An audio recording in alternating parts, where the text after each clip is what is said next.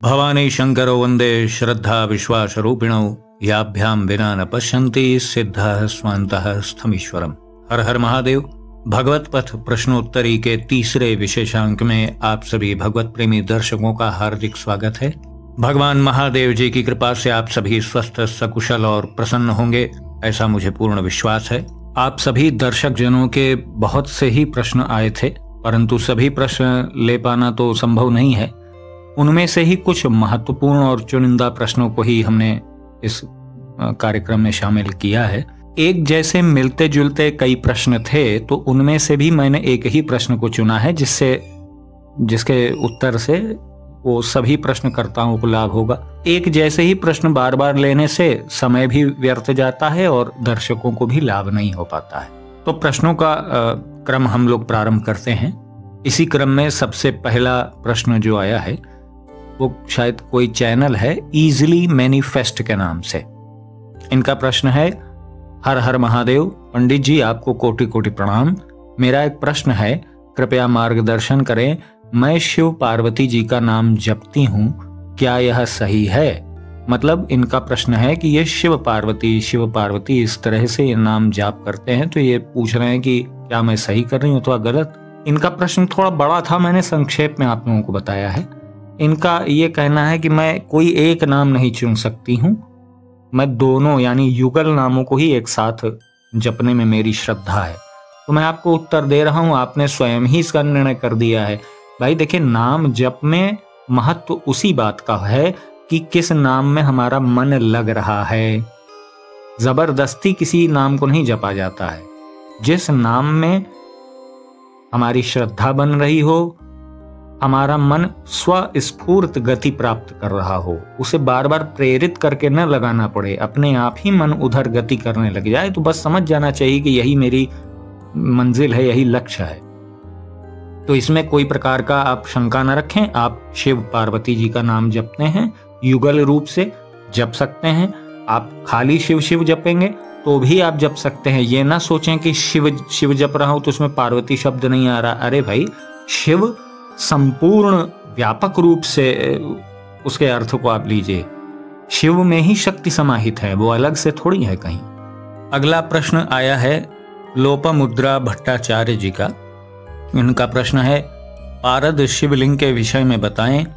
मैं पारद शिवलिंग की पूजा करती हूँ, उनकी महिमा जानना चाहती हूँ।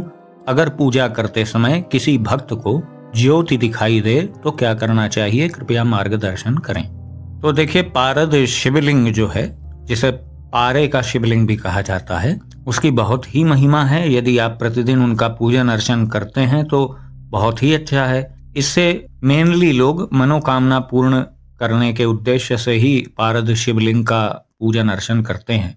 और आपने कहा कि पूजन के समय यदि किसी को ज्योति दिखाई दे तो ये तो बड़ा अच्छा साइन है ना। ये तो बहुत अच्छा संकेत है कि आपको भगवत पथ में आगे बढ़ने का संकेत मिल रहा है। तो अब आप उस संकेत को सकारात्मक रूप से पॉजिटिवली लीजिए और अपने आत्मविश्वास को और मजबूत करिए और अच्छे से नाम जप, आप जो भी नाम जप अपने इष्ट देव का कर रहे हो उसे करिए, और पारद शिवलिंग की जो आप सेवा कर रहे हैं वो भी जारी रखिए।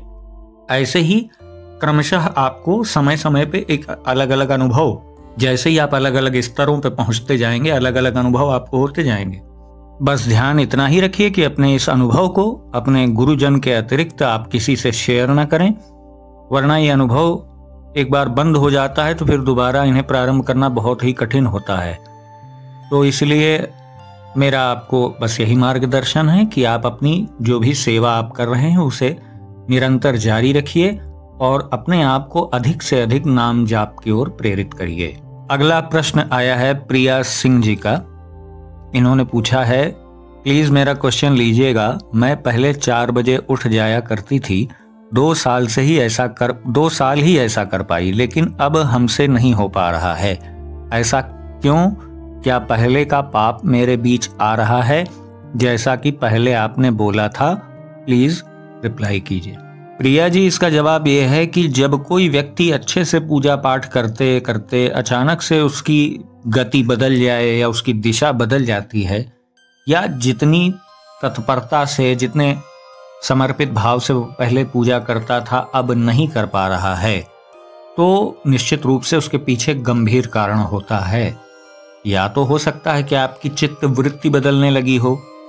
आप गौर करिएगा, इसका जवाब तो आप ही के पास होगा, मैं तो सिर्फ मार्ग बता सकता हूं। कहीं आपकी संगत में कुछ फर्क तो नहीं आ रहा है, क्योंकि संगत का बहुत बड़ा असर होता है, इसको ध्यान रखिएगा।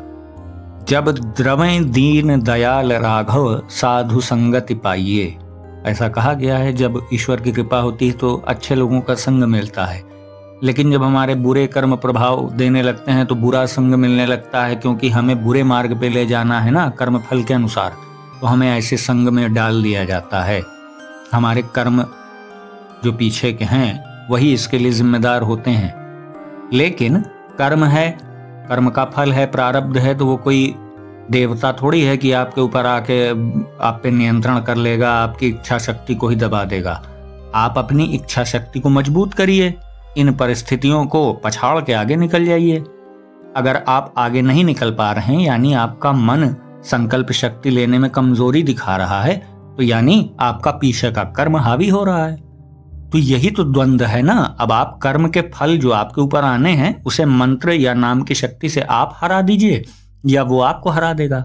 यही दो तो होना है इसमें, तीसरी बात कोई होनी नहीं है। या तो आप दब जाएंगे, कर्म का फल आपके ऊपर हावी हो जाएगा, या तो आप अपने नाम की शक्ति आपके पास दी गई है ना इमरजेंसी के लिए, यही तो एक अस्त्र दिया गया है प्रभु के द्वारा, तो नाम जप करिए और अपने कर्म फल को विनष्ट कर दीजिए।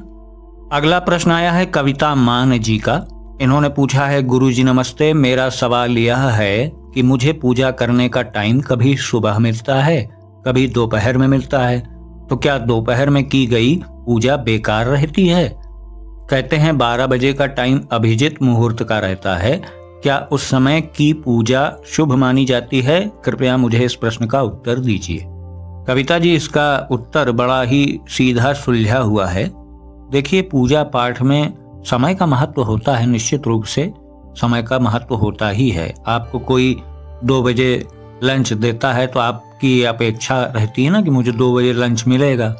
उसी प्रकार से प्रभु भी जब आप किसी एक निश्चित समय पे पूजा करने लग जाते हैं तो वो भी इंतजार में रहते हैं।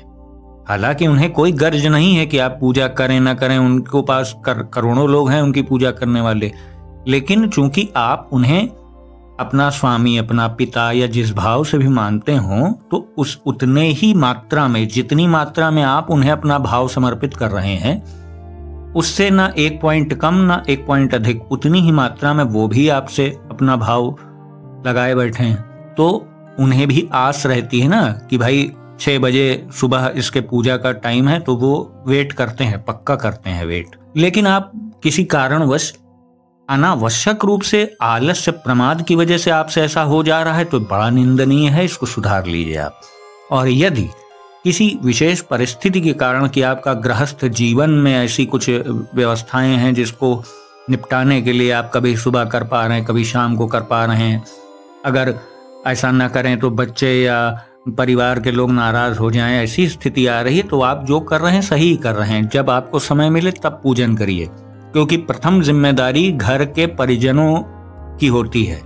क्योंकि आप एक महिला हैं तो महिला की जिम्मेदारी तो और अधिक होती है। एक गृहस्थ महिला है तो उसकी सबसे बड़ी पूजा अपने संतानों की सेवा, अपने पति की सेवा, अपने माता पिता सास ससुर की सेवा ही सबसे पहला कसौटी वो है। उसके बाद पूजा पाठ का नंबर आता है, जैसा कि हमारा सनातन धर्म कहता है ना। ये ध्यान रखिएगा। सारी बातों का निचोड़ ये है कि आप पूजा पाठ के चक्कर में अपने परिवार के जनों को जो है नाराज न कर बैठें।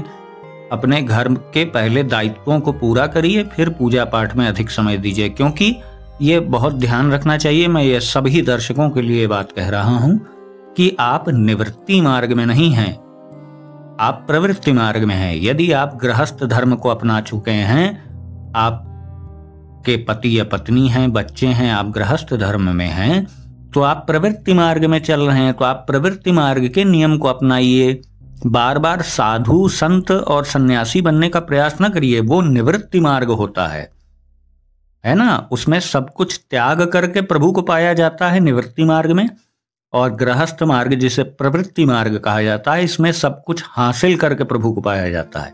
ये दो विधाएं हैं, मतलब एक में सबको त्याग दिया कि कुछ मेरा नहीं है, और प्रवृत्ति मार्ग में क्या होता है, हर भोग को भोगते हुए, हर भौतिक सुख सुविधा का आनंद लेते हुए हम ईश्वर की प्राप्ति करते हैं। यही मुख्य फर्क होता है प्रवृत्ति मार्ग निवृत्ति मार्ग में।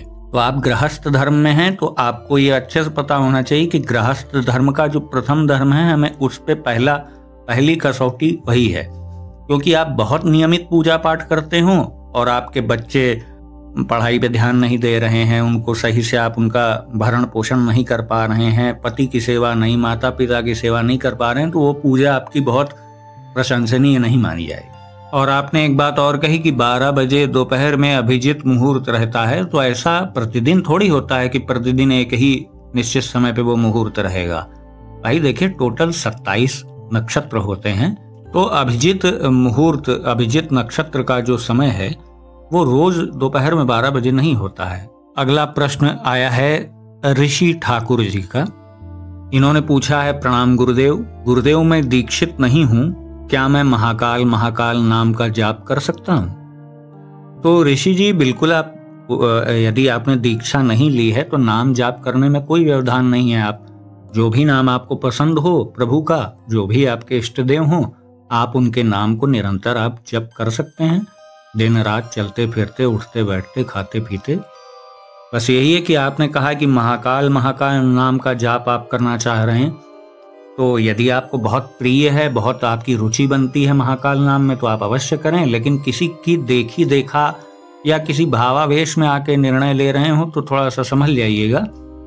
अच्छा तो यही है कि शिव शिव का नाम जाप करिए आप, बाकी जैसी आपकी इच्छा, जहां मन आपका लग जाए। अगला प्रश्न है राजू धीमान जी का।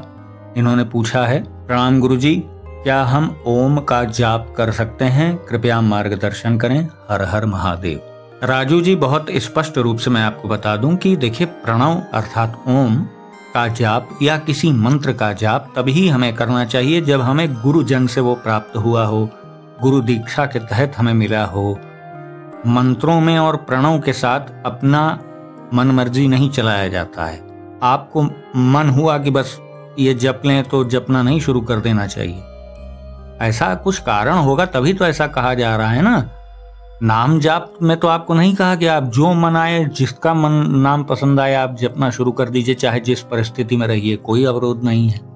लेकिन जब बात प्रणव की, मंत्र आदि की आ जाती है ना, तब गुरुजन का आदेश बड़ा महत्व रखता है और गुरु दीक्षा का बड़ा महत्व होता है। तो इसलिए अपने मन से इस प्रकार से ऐसी चीजों को नहीं जपना चाहिए। हाँ, आप नाम जप, जिस नाम में आपकी बहुत श्रद्धा हो, आप उसको निसंदेह बिना किसी से पूछे आप जाप करना प्रारंभ कर सकते हैं। अगला प्रश्न है सुकांति कुंडू जी का। उन्होंने पूछा है, कोटि कोटि प्रणाम गुरुजी, आपका हर एक वीडियो अमूल्य तथा शिक्षणीय है। धन्यवाद आपका इस बात के लिए। गुरुजी, अनेक दिनों से मेरे मन में यह इच्छा है कि घर में एक स्फटिक शिवलिंग, शायद ये स्फटिक लिखना चाह रही थी, स्फटिक शिवलिंग स्थापना करके पूजन करने की इनकी इच्छा है। कृपया मार्गदर्शन कीजिए। और माथे पर त्रिपुंड करने के लिए चंदन का प्रयोग कर सकती हूँ, क्योंकि भस्म कैसे उपलब्ध होगा ये मुझे मालूम नहीं है। कृपया मार्गदर्शन करिए गुरुजी। तो यदि आप स्फटिक का शिवलिंग स्थापित करना चाह रहे हैं घर में तो कर सकते हैं, कोई दिक्कत नहीं है। विशेषतः लोग लक्ष्मी प्राप्ति के लिए और भौतिक सुख सुविधाओं में वृद्धि के लिए स्फटिक शिवलिंग का पूजन अर्चन करते हैं। आप बस इतना ही ध्यान रखिएगा कि संपूर्ण शिवलिंग नीचे से लेके उसका ऊपरी सिरे तक वो आपके घर के परिवार के जो भी मुखिया हों उनके 8 अंगुल के अंदर होना चाहिए, है ना। बहुत बड़ा शिवलिंग नहीं ले लीजिएगा और बहुत छोटा भी नहीं ले लीजिएगा। ऐसा लीजिएगा कि 8 अंगुल के अंदर हो और इतना छोटा भी ना हो कि पूजा पाठ आदि करने में आप ढंग से उनमें त्रिपुंड भी ना लगा पाए, इतना छोटा भी ना लीजिएगा। तो आप ले सकते हैं, स्फटिक का शिवलिंग स्थापना कर सकते हैं, कोई दिक्कत नहीं है। बस ये ध्यान रखिएगा कि अब समय निकल गया। सावन में आप कर सकते थे, लेकिन अब दक्षिणायन चल रहा है और देवता भी सो रहे हैं, चातुर्मास चल रहा है, देवता उठेंगे, देवोत्थान एकादशी है ना, दीपावली के बाद जो एकादशी आती है और उत्तरायण लगेगा, यानी ये दक्षिणायन का समय समाप्त होगा मकर संक्रांति पे। तो आप चाहें तो मकर संक्रांति के बाद शिवलिंग घर पे रखें तो ज्यादा उचित रहेगा। अभी ये समय सही नहीं है रखने का, है ना। आप मकर संक्रांति के बाद इसका प्रयास करिए। अच्छा, एक चीज और आपने पूछी है कि आप त्रिपुंड के लिए चंदन का प्रयोग करते हैं। तो चंदनम बंधते नित्यम पवित्रम पापनाशनम आपदा हरते नित्यम चंदनम प्रतिगृह्यताम। चंदन की बड़ी महत्ता है, इसको लेके आपने शंका कैसे कर ली। आप चंदन से त्रिपुंड लगाएं, कोई दिक्कत नहीं। हाँ, लेकिन अब बात आ रही कि आपको भगवान शिव के लिए तो भस्म का बड़ा महत्व है। तो भस्म आपको यदि वहां जहां आप रह रहे हो वहां उपलब्ध नहीं है, तो कोई व्यक्ति आपका वाराणसी में, काशी में परिचय का हो, तो वहां बहुत आपको दुकानों पे पूजा पाठ की जो दुकानें हैं, सामान मिलते हैं, जहाँ वहाँ मिलता है बहुत आसानी से, तो वहाँ से आप किसी से मंगवा सकते हैं। या आप चाहें तो उज्जैन नगरी, महाकाल जी की नगरी, वहाँ बहुत भस्म मिलता है बड़े बड़े पैकेट और डब्बों में, आप उसे मंगा सकते हैं। अगला प्रश्न आया है, शायद ये कोई चैनल का नाम है, इजी इंग्लिश के नाम से। इन्होंने पूछा है, क्या हम मन मन में शिव शिव का जाप कर सकते हैं, कृपया बताइए। तो इसका बड़ा सरल सा जवाब है कि मन मन में शिव शिव का जाप बहुत ही प्रशंसनीय कार्य है, ये तो करना ही चाहिए। मन मन में करें, चाहे आप थोड़ी देर बोल कर यानी गा कर कीर्तन भी कर सकते हैं। नाम जाप में थोड़ी ना कोई अवरोध है कि आप यहाँ बोल सकते हैं वहाँ नहीं बोल सकते, ये करते हुए बोल सकते हैं वो करते हुए नहीं बोल सकते। नाम ही तो एक ऐसी चीज बनाई है ना प्रभु ने। हम जैसे अधम पापियों, कलियुगी प्राणियों के लिए नाम जप ही तो किसी भी प्रकार से किया जा सकता है। भाव कुभाव अनख आलसहु, नाम जपत मंगल दिसि दसहु। सारा जवाब इसी लाइन में है। अगला प्रश्न आया है श्वेता रॉय जी का।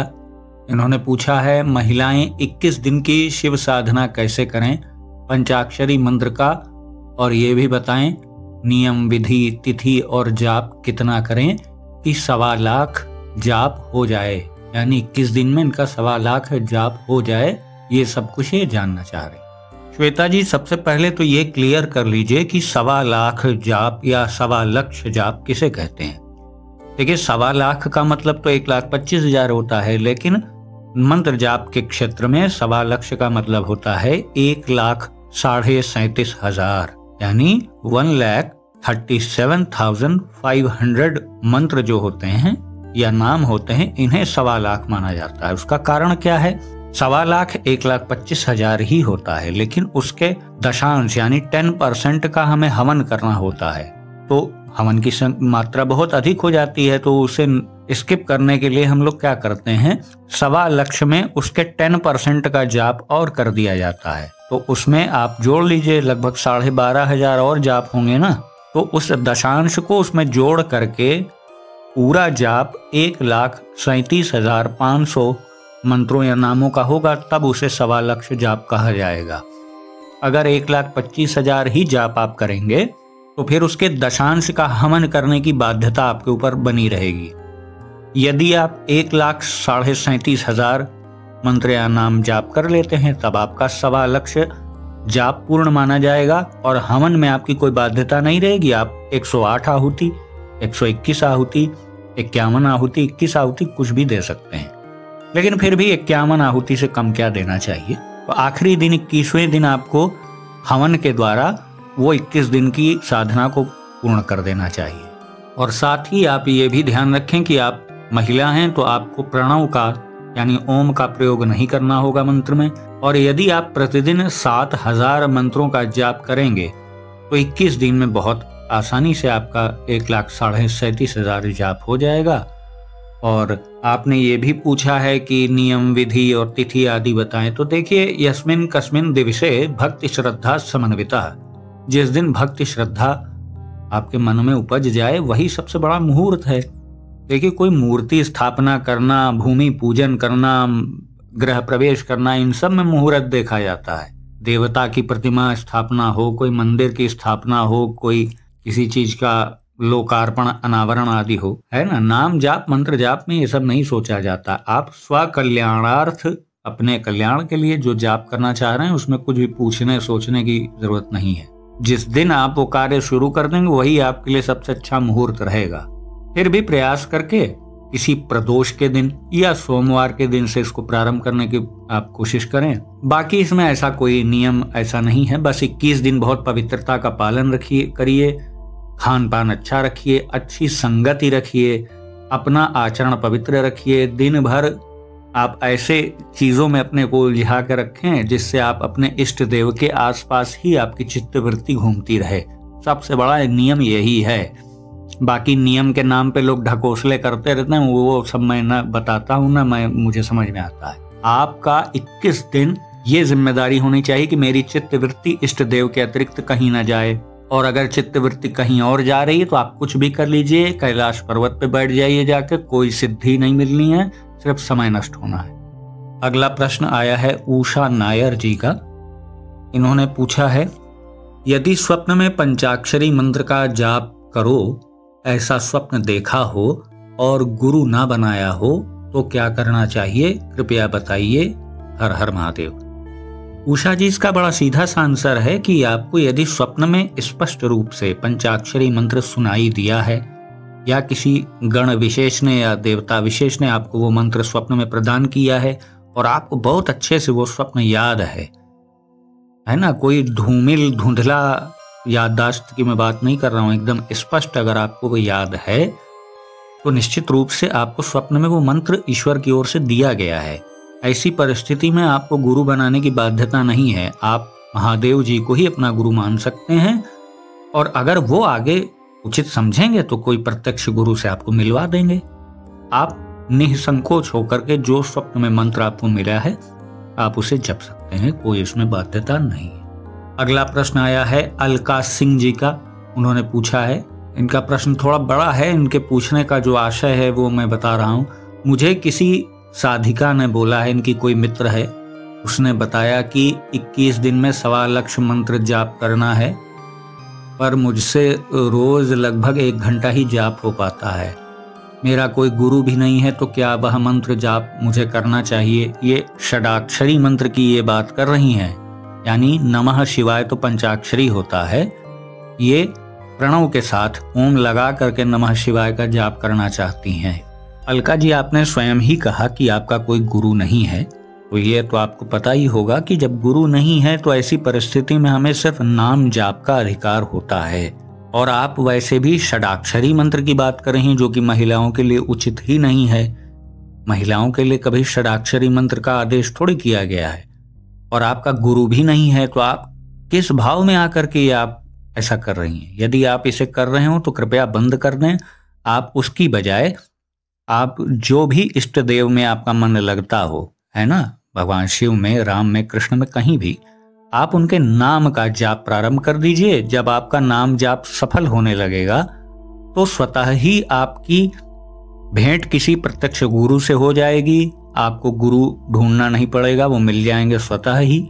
या नाम की कृपा हो गई तो हो सकता है बिना गुरु ही आपको आपके अंतर मन में, आपके अवचेतन मन में ही वो मंत्र प्रकट हो जाएगा, तो उसे जाप करिएगा। लेकिन षडाक्षरी का जाप महिलाओं के लिए ये उचित नहीं है, तो मैं आपको आदेश कभी नहीं दूंगा। अगला प्रश्न है संदीप की बकवास। वाह, बड़ा रोचक नाम है इनका, संदीप की बकवास। इनका प्रश्न है, प्रणाम गुरुजी, मैं महादेव का नाम जाप करता हूँ और उमा महेश के नाम का जाप भी करता हूँ। गुरुजी, पार्वती जी और महादेव जी का नाम साथ में मैं जप सकता हूँ? यदि जप सकता हूँ तो माँ और महादेव का कौन सा नाम मुझे जपना चाहिए? नाम जाप में कोई नियमावली ही नहीं है, तो मैं आपको कैसे कह दूं कि आप गलत कर रहे हैं? बिल्कुल सही कर रहे हैं भाई। आप मम्मी पापा दोनों का नाम ले रहे हैं, अच्छा तो है, दोनों की कृपा प्राप्त होगी।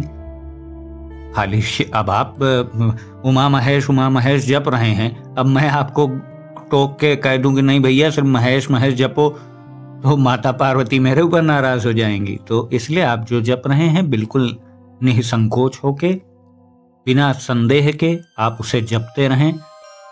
और यदि ईश्वर उसमें कोई बदलाव करना चाहेंगे, आपका कुछ आगे परिवर्तन करना चाहेंगे, तो वो खुद संकेत देंगे। आप उसमें निश्चिंत रहिए। बस आपकी जो जिम्मेदारी है नाम जाप करना, उसे नियमित निरंतर जारी रखिए। आप चाहे उमा महेश जपें, भवानी शंकर जपें, है ना, शंकर पार्वती जपें, सांब सदा शिव जपें, सब कल्याण ही करता है भाई साहब, उसमें कोई शंका नहीं। अगला प्रश्न आया है अशोक शर्मा जी का।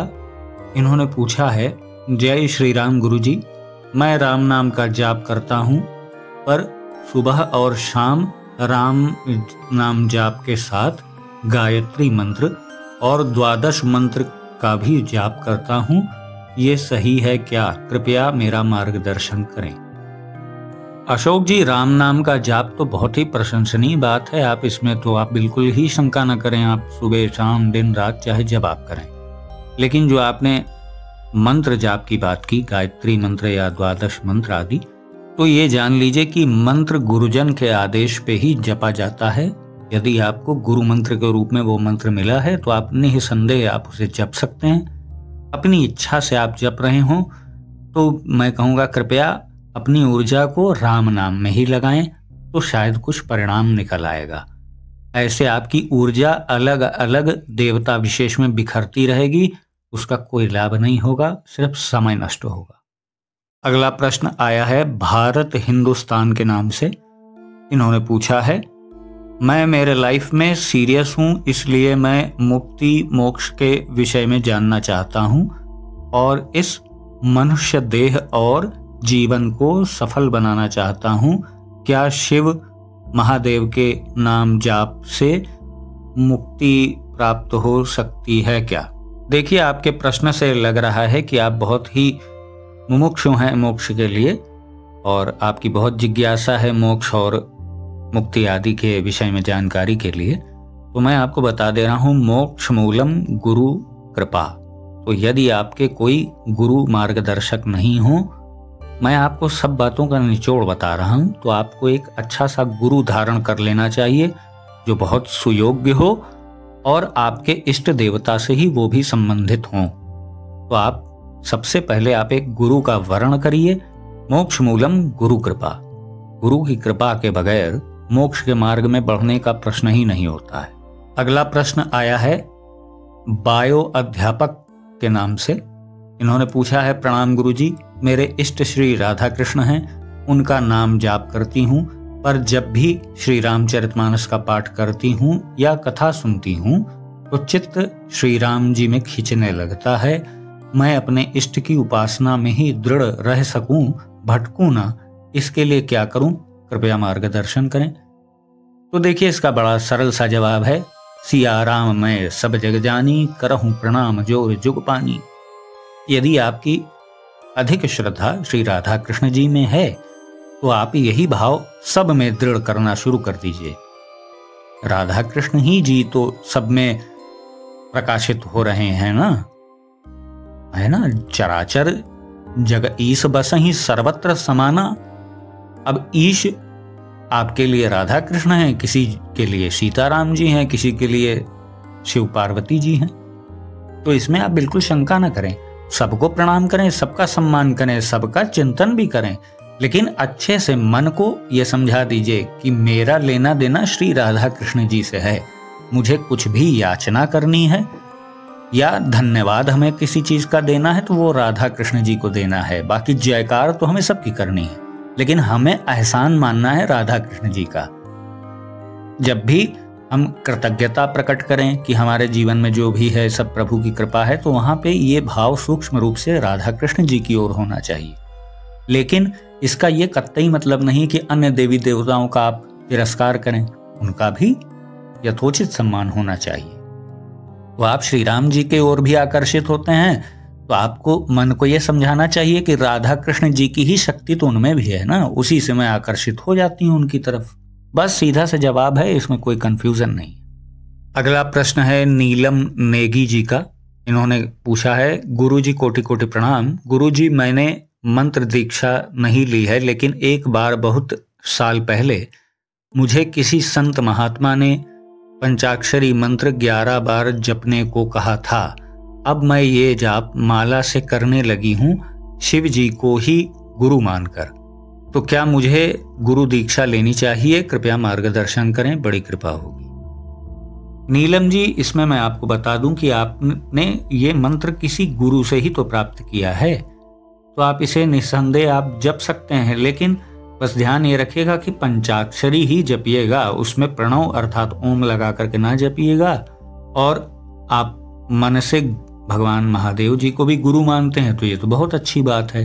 अगर भविष्य में आपको किसी प्रकट गुरु की आवश्यकता समझेंगे प्रभु महादेव जी, तो वो आपसे उनकी भेंट अवश्य करवा देंगे। तो इसलिए आप जो कर रहे हैं आप निश्चिंत होकर के करें।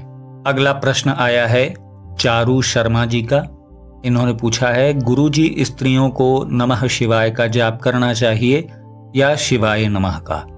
दूसरा प्रश्न यह है कि क्या नमः शिवाय के जाप के साथ नवार्ण मंत्र यानी ओम ऐं ह्रीं क्लीं चामुंडायै विच्चय का जाप भी कर सकते हैं क्या? कृपया मार्गदर्शन करें, प्रणाम गुरु जी। देखिए, इसका सीधा सा जवाब है कि महिलाओं को प्रणव का जाप नहीं करना है, यानी ओम का जाप नहीं करना है।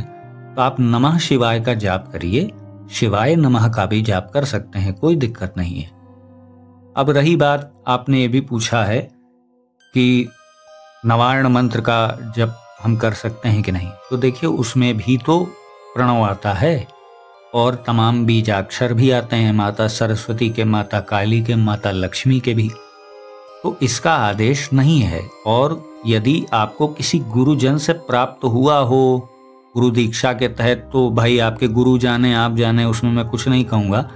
लेकिन ऐसे बिना किसी की आज्ञा आदेश के मंत्र से स्वेच्छाचार नहीं किया जाता, मन मर्जी नहीं चलाई जाती है मंत्रों पे। लेकिन आप श्री शिवाय नमस्तुभ्यम का जाप कर सकते हैं, उसमें कोई अवरोध नहीं है। आप नमः शिवाय यानी पंचाक्षर भी जप सकते हैं, शिवाय नमः भी जप सकते हैं, लेकिन जहां षडाक्षर की बात आ जाएगी तो फिर ब्रेक लग जाएगा, वो आपके लिए नहीं है। अगला प्रश्न है अंकित गुप्ता जी का। आपके चरणों में प्रणाम गुरु जी। मेरे 2 प्रश्न हैं। मुझे शिव नाम प्रिय है, लेकिन जिन संत महात्मा को मैं सुनता हूँ वो राधा जी के नाम जाप की महिमा को गाते हैं। जब भी राधा नाम लेता हूँ मन खुश हो जाता है। शंका होती है कि क्या मुझे राधा नाम जपना चाहिए? और इनका दूसरा प्रश्न भी है, कुछ दिनों से मुझे ऐसा स्वप्न आ रहा है जिसमें मुझे कुछ हानि हो रही है और वह स्वप्न मुझे याद भी रह जाता है। क्या यह नाम जाप में गलती के कारण हो रहा है? कृपया मार्गदर्शन कीजिए प्रभु। तो अंकित जी, भले ही आपने उन महान संत महात्मा का आपने वर्णन यहाँ पे नाम का उनका नहीं किया, लेकिन आपका प्रश्न चिल्ला चिल्ला के कह रहा है कि आप किस महात्मा की बात कर रहे हैं। नाम लेना आवश्यक नहीं है, सही बात है, वो सभी समझ गए होंगे। वो भक्ति के पहाड़ हैं भाई साहब, हम सब लोग तो एक बालू के कण हैं उनके आगे। तो अगर आप उनके सानिध्य में हैं, उनकी छत्र छाया में हैं, आप राधा नाम जाप कर रहे हैं और आपको आनंद भी मिल रहा है, तो ये भगवान सदाशिव जी की ही इच्छा है।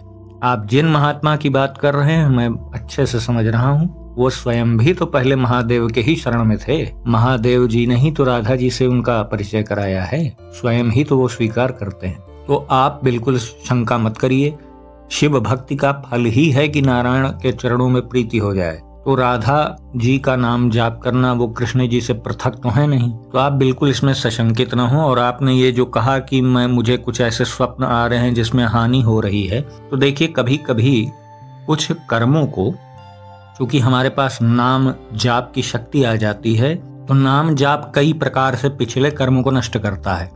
छोटे मोटे साधारण पापों को तो नाम जप स्वयं ही नष्ट कर डालता है। कुछ महत पाप होते हैं, बहुत भारी मात्रा में किया हुआ, किसी जीव आत्मा के प्रति किया हुआ पाप होता है, तो वो तो भोग के ही समाप्त होगा, है ना। तो उसको बहुत सूक्ष्म मात्रा में भौतिक रूप से उसका भुगतान नाम के द्वारा हो जाता है। और तीसरा प्रकार है वो उस पाप कर्म को विनष्ट करने के लिए उससे संबंधित हमें स्वप्न में उसके तुल्य कष्ट प्राप्त होता है। समझ रहे हैं ना, कर्म 3 प्रकार से नष्ट हो जाते हैं। एक तो नाम की शक्ति से, एक नाम के प्रभाव से ही सूक्ष्म रूप से उसका भुगतान हम भुगत लेते हैं तब समाप्त हो जाता है, और कुछ कर्म के फल हमें स्वप्न में मिलते हैं।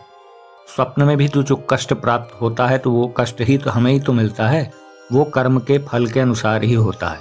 तो आपके साथ जो ये हो रहा है ये वैसी ही घटना है, क्योंकि आप नाम जाप कर रहे हैं और इसको बंद भी मत करिएगा, निरंतर जारी रखिए। मन जिधर ले जाए, जो नाम जाप करने में आपको अद्भुत आनंद प्राप्त हो वो आपका मन स्वयं जज कर लेगा, वही नाम जपिए और कोई शंका इसमें रखने की जरूरत नहीं। अगला प्रश्न आया है टीकाराम जोशी जी का। इन्होंने कहा है, गुरुजी प्रणाम, मैं नर्मदेश्वर शिवलिंग घर में स्थापित करना चाहता हूँ। किसी दिन पूजा छूट जाए या किसी दिन ये पूजा न कर पाए तो ये पूछ रहे हैं तो क्या दोष लगेगा क्या? तो टीकाराम जी, मैं आपको बता दे रहा हूँ, बिल्कुल दोष लगेगा।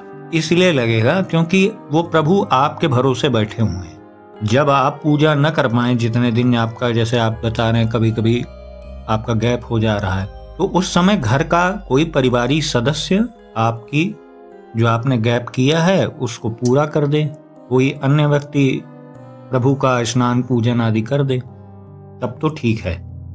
लेकिन वो ऐसे ही बैठे रह जा रहे हैं, उनका आरती भोग पूजा स्नान ये नहीं हो रहा है, तो ये दोष के भागी आप ही बनेंगे, क्योंकि आप ही ला के रखे हैं उन्हें। तो इससे बचने का सीधा रास्ता है कि जब जब आपका गैप हो तो किसी व्यक्ति विशेष को उनकी जिम्मेदारी सौंप करके जाइए।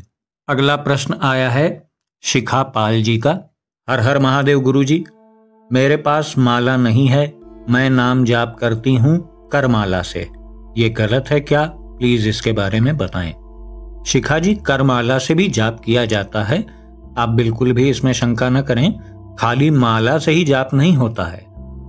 सबसे अच्छा जाप तो वही माना जाता है कि जिसमें चुपचाप एक शुद्ध आसन पे बैठ जाएं, आंख बंद करें, अपनी श्वास प्रश्वास पे ध्यान दें और अपनी आज्ञा चक्र पे अपने इष्ट देव का जो नाम या मंत्र हम जाप कर रहे हैं उसी नाम या मंत्र का हम अपनी आज्ञा चक्र पे ध्यान करें। ये सारी प्रक्रिया माला आदि में जब हम उलझ जाते हैं या कर माला आदि करने लगते हैं तो ये प्रक्रिया कर ही नहीं पाते हैं, क्योंकि ध्यान तो माला और गिनती संख्या गिनने में रह जाता है। तो लेकिन इसका ये बिल्कुल भी मतलब नहीं कि ये न करके बिना माला के ही या बिना कर माला के ही करना चाहिए, नहीं। आप कुछ देर दिन में अवश्य ही माला से जाप करें अथवा कर माला से करें। संख्या का महत्व जाप में शुरुआत में रहता है, उससे थोड़ा सा लालसा बढ़ती है जाप करने की, कि जब हम 1 लाख जाप कर लेते हैं तो हमारे मन में कॉन्फिडेंस आता है कि देखो 1 लाख जाप हो गया। 2 लाख करते हैं तो फिर मन और उत्साहित होता है कि देखो 2 लाख जाप कर लिया। तो ये अर्थवाद है। शुरू में प्रारंभ में साधकों का उत्साहवर्धन के लिए संख्या का महत्व होता है, बाद में ये सब का कोई महत्व रह नहीं जाता है, क्योंकि बाद में आप वही है कि आम खाओ पेड़ मत गिनो, सीधी बात है ना। तो आप बिल्कुल इसमें शंका न करें। जिस प्रकार से भी आप नाम जप में लगे हैं वो हर कार्य प्रशंसनीय है, बिल्कुल आप इसमें शंका न करें। अगला प्रश्न आया है दिगंबर पवार जी का। इन्होंने पूछा है, भोग का क्या करना चाहिए, प्लीज बताइए। इन्होंने उस वीडियो को देख के प्रश्न किया है जिसमें मैंने बताया था कि साधनाओं में हम क्या त्रुटियां कर देते हैं। तो उसमें मैंने बताया था ना कि जब आप आसन पे बैठ के जाप करें तो हमें इष्ट देव को एक थोड़ा सा ही, चाहे 2-4 बताशे ही सही, वो भोग में हमें उन्हें देना चाहिए। तो उसी संबंध में ये पूछ रहे हैं कि उस भोग का बाद में हम करें क्या। उस भोग को आप स्वयं भी ग्रहण कर सकते हैं, अपने पारिवारिक सदस्यों को वितरित भी कर सकते हैं, बांट सकते हैं। बहुत थोड़ा सा ही चढ़ाना है, बहुत नॉमिनल चीज, बहुत ज्यादा मात्रा में आपको नहीं चढ़ाना है कि मोहल्ले भर में आपको बांटना है। हाँ, आप 1-2 बताशे चढ़ा लीजिए। आप घर में आपकी माता हो, पिता हो, बच्चे हो, पत्नी हो, कोई हो, उनको भी दे सकते हैं, आप स्वयं भी ग्रहण कर सकते हैं, उसमें कोई दिक्कत नहीं। अगला प्रश्न सुधांशु द्विवेदी जी का है। इन्होंने पूछा है, मैं महादेवाय नमः नाम जपता हूँ, आपके वीडियो में शिव शब्द का प्रयोग हर जगह हुआ है, मैं फिर नाम का जाप क्या करूं, सहायता करें। सुधांशु जी, मैं प्रसंगवश और यदि ग्रंथ में कहीं शिव नाम का उल्लेख आया है तभी मैं लेता हूं। हाँ, ये तो सत्य बात है कि शिव नाम ही है। जैसे राम भगवान का नाम सर्वश्रेष्ठ नाम राम ही है ना, है तो उनका नाम राघव भी, रघुनंदन भी, रघुराई भी उनका नाम है, पुरुषोत्तम भी उनका नाम है। लेकिन राम नाम ही तो उन्हें संबोधित करने के लिए प्रसंगवश हम प्रयोग करते हैं। उसी प्रकार शिव नाम मुख्य नाम है महादेव जी का, लेकिन इसका ये कतई मतलब नहीं है कि कोई महाकाल नाम जाप करे तो उसका उद्धार नहीं होगा, कोई रुद्र नाम जपे तो उसका उद्धार नहीं होगा, कोई महेश, कोई विश्वनाथ नाम जपे तो इससे मतलब नहीं है। आप जान लीजिए, विष्णु सहस्त्र नाम में जितने नाम आए हैं वो सब नारायण को अति प्रिय हैं, और शिव सहस्त्र नाम में जितने भी नाम हैं वो महादेव को प्रिय हैं। तो आप महादेवाय नमः जो आपने बताया कि आप जाप कर रहे हैं, बहुत अच्छा है, आप इसमें बिल्कुल शंका न करें, पूरी दृढ़ निष्ठा के साथ आप इस कार्य को जारी रखें। अगला प्रश्न है शांतनु मिश्रा जी का। इन्होंने पूछा है, हर हर महादेव, गुरु जी के चरणों में कोटि कोटि प्रणाम। गुरु जी एक वीडियो लहसुन प्याज के ऊपर भी बनाइए, शिव साधक को खाना चाहिए अथवा नहीं, प्लीज प्लीज इसके लिए वीडियो जरूर बनाएं। तो शांतनु जी, मैं आपको बता दे रहा हूं, प्याज लहसुन कोई मांस भक्षण के समान थोड़ी है, कोई मांसाहार चीज थोड़ी है। प्याज लहसुन किसी जीव का अंग या उसके अंग का हिस्सा थोड़ी है। प्याज लहसुन खाना इसलिए वर्जित बताया गया है, जो भगवत पथ पे आगे चल रहा है, जो साधना कर रहा है, साधक है, उसको प्याज लहसुन क्यों मना किया जाता है? इसलिए थोड़ी नहीं कि उसका धर्म भ्रष्ट हो जाएगा प्याज लहसुन खा के, नहीं, उससे चित्त वृत्तियां बिगड़ जाती हैं। एक बात आपने सुनी होगी ना, जैसा खाए अन्न वैसा बने मन, जैसा पिए पानी वैसी बने वाणी। तो जैसा ही हम अपने अंदर भोजन डालते हैं, हमारी चित्त वृत्ति उसी प्रकार बन जाती है। तो प्याज लहसुन बहुत तामसिक आहार कहा गया है, इसलिए नहीं मना किया गया है कि वो कोई मांसाहार है, वो कोई जीव का अंग थोड़ी है, वो भी तो वनस्पतियों से ही उत्पन्न होता है। लेकिन उसको खाने के बाद मन पे उसका बहुत भयंकर दुष्प्रभाव पड़ता है, जो हमें भगवत पथ से विचलित कर देता है, इसलिए इसको मना किया गया है। अब आप इसके मूल कारण को जान गए तो अब आप ये प्रश्न ही कभी नहीं करेंगे कि विष्णु जी की पूजा में खाया जा सकता है, दुर्गा जी की पूजा में नहीं खाया जा सकता, शिव जी की पूजा में खाया जा सकता है, हनुमान जी की पूजा में नहीं खाया जा सकता। ये सब बातें पूछने का मतलब ही कहाँ रह गया अब। इसीलिए मैंने आपको मूल बात बता दी, ये बातें जल्दी कोई बताता नहीं, इसीलिए लोग ये हल्के स्तर का प्रश्न पूछते रहते हैं कि शिव जी की पूजा में खा सकते हैं, विष्णु जी की पूजा में नहीं खा सकते। अरे भाई, आप विष्णु जी की पूजा करेंगे तो प्याज लहसुन आपके शत्रु हो जाएंगे, और शिव जी की पूजा में आप प्याज लहसुन खाएंगे तो मित्र हो जाएंगे आपके। नहीं, किसी की भी उपासना करिए, प्याज लहसुन आपके चित्त वृत्ति को बिगाड़ेगा ही बिगाड़ेगा। तो समयाभाव की वजह से आज ये वीडियो हम यहीं समाप्त करेंगे। मुझे ऐसी आशा है कि जो भी उत्तर मैंने दिए हैं उससे प्रश्नकर्ता की जिज्ञासा अवश्य शांत हुई होगी। यदि आपको ये वीडियो अच्छा लगा, पसंद आया, तो इसे अपने मित्रों में, बंधु बांधवों में शेयर करें, वीडियो को लाइक करें, चैनल को सब्सक्राइब कर लीजिएगा और बेल आइकन को भी अवश्य प्रेस कर दीजिएगा। तो भगवान महादेव जी से मैं ऐसी प्रार्थना करता हूं कि वो आप सभी को स्वस्थ, ऊर्जावान और सदैव आनंदित रखें। तो मिलते हैं भगवत पथ प्रश्नोत्तरी के अगले अंक में। तब तक के लिए आप सभी भगवत प्रेमी भक्तों को हर हर महादेव।